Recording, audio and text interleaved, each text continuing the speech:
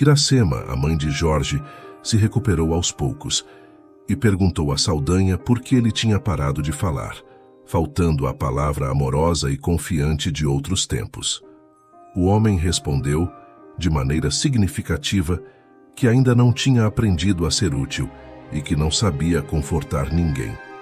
Nesse momento, a mãe sofredora, que tinha acordado, começou a se interessar pela companheira de infortúnio que movia a mão direita sobre a garganta.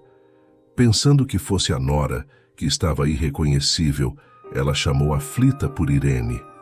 Gúbio, com seu poder de despertar, distribuiu vigorosas energias aos centros cerebrais da mulher abatida.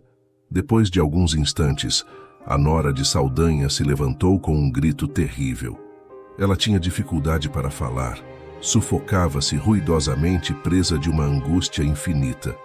Nosso orientador, sempre vigilante, segurou suas mãos com a mão direita e com a esquerda passou recursos magnéticos sobre a garganta e as papilas gustativas, acalmando-a um pouco. Embora estivesse desperta, a mulher suicida não tinha consciência de si mesma.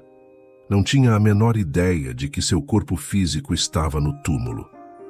Parecia uma sonâmbula perfeita, acordando de repente. Ela avançou na direção do marido, que estava recuperado, e exclamou com voz forte que ainda bem que o veneno não a tinha matado, que ele a perdoasse pelo gesto impensado e que ela se curaria para vingar-se, matando o juiz que o condenou a tanto sofrimento. Vendo que o marido não reagia, ela implorou que ele ouvisse e atendesse, perguntando onde tinha dormido tanto tempo e onde estava sua filha. O marido, que estava desligado da influência direta nos centros espirituais, continuou com a mesma atitude calma e impassível, tentando entender sua própria situação. Gúbio se aproximou de Irene e explicou, pedindo para ela se acalmar. Ela protestou, dizendo que não podia se acalmar, que queria voltar para casa, pois aquela grade a sufocava. Ela pediu para que a levasse para casa, dizendo que seu marido estava preso injustamente e que devia estar louco, já que não a escutava nem a atendia. Ela também sentia a garganta corroída pelo veneno mortal e queria ver sua filha e um médico. Nosso orientador, com voz triste, acariciou a fronte assustada de Irene e explicou que as portas de sua casa no mundo tinham se fechado para sua alma com a perda de seu corpo físico, que seu marido estava liberado dos compromissos do matrimônio carnal e que sua filha, há muito tempo, tinha sido acolhida em outro lar. Ele disse que ela precisava se recompor para prestar todo o serviço que desejava a eles. A desditosa criatura se ajoelhou, soluçando, e perguntou desesperada se tinha morrido e se a morte era uma tragédia pior que a vida. Gúbio, sereno, elucidou que a morte era apenas uma mudança de veste e que eles continuavam sendo o que eram. Depois do sepulcro, não encontravam senão o paraíso ou o inferno criados por eles mesmos. Comovido, Gúbio continuou, perguntando por que ela tinha jogado fora o remédio salvador, quebrando o vaso sagrado que o continha, se nunca tinha ouvido o choro dos que padeciam mais que ela. Se jamais tinha se inclinado para registrar as aflições que vinham de mais fundo, e se nunca tinha auscultado o martírio silencioso daqueles que não possuíam mãos para reagir, pernas para andar e voz para suplicar.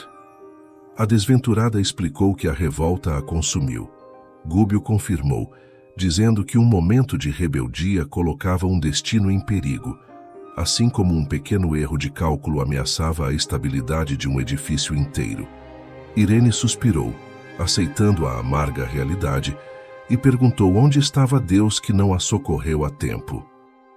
Nosso dirigente bondosamente explicou que a pergunta era inoportuna e perguntou se ela tinha procurado saber onde estava a ponto de se esquecer tão profundamente de Deus. Ele disse que a bondade do Senhor nunca se ausentava deles e que se transparecia na bendita oportunidade terrena que a conduzia à vitória espiritual, também residia nas lágrimas de contrição que a encaminhavam à regeneração salutar.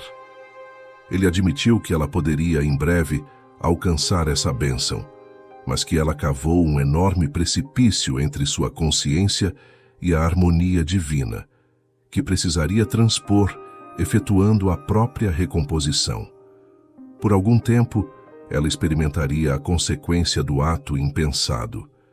Ele explicou que colher fruto imaturo era praticar violência, que ela intoxicou a matéria delicada sobre a qual se estruturam os tecidos da alma e que poucas circunstâncias atenuavam a gravidade da falta.